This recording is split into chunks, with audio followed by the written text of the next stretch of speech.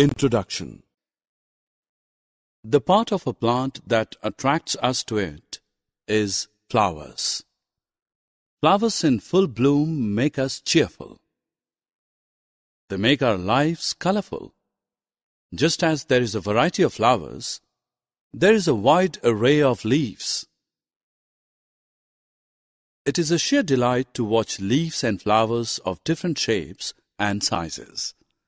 In this lesson, we will learn about leaves and flowers in great detail. A leaf is a flat, green structure attached to a node on the stem. The stalk by which a leaf is attached to the stem is called the petiole. The thin, flat and white part of the leaf is called lamina. The lamina is green in color. The thick line present in the middle of a leaf is called the midrib. The thin lines branching from the midrib are the veins.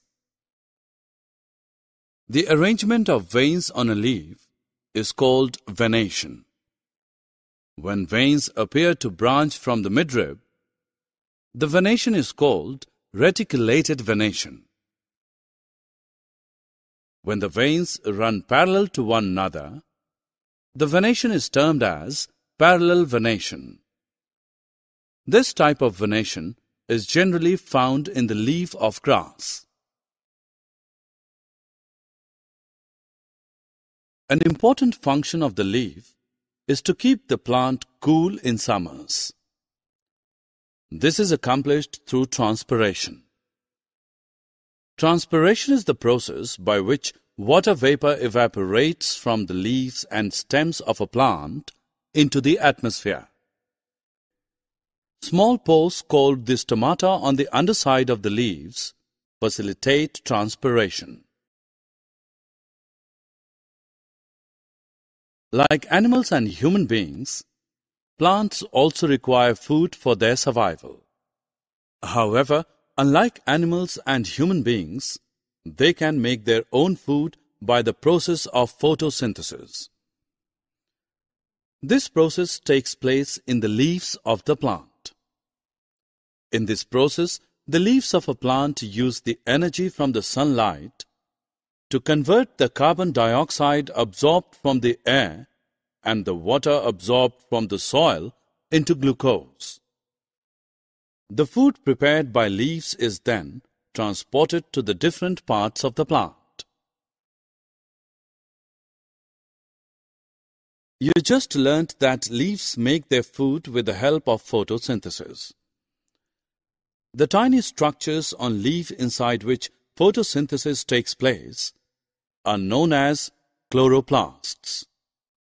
Due to their role in food production, they are also known as food factories. Chloroplasts are green in color. They get their color from a pigment called chlorophyll. Chlorophyll helps leaves prepare food.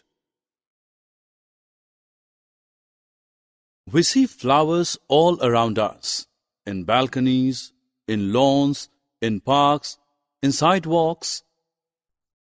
Flowers of varied hues and colors fill our hearts with happiness. Flowers, irrespective of their sizes and shapes, are refreshing. Big or small, red or blue, all flowers have the same structure.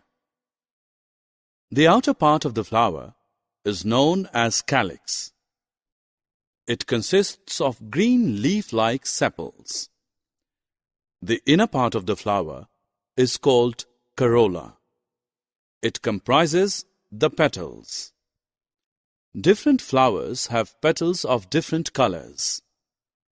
Petals attract pollinator towards flower.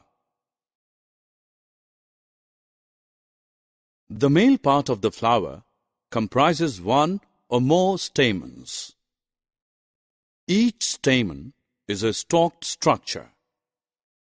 The stalk is called the filament.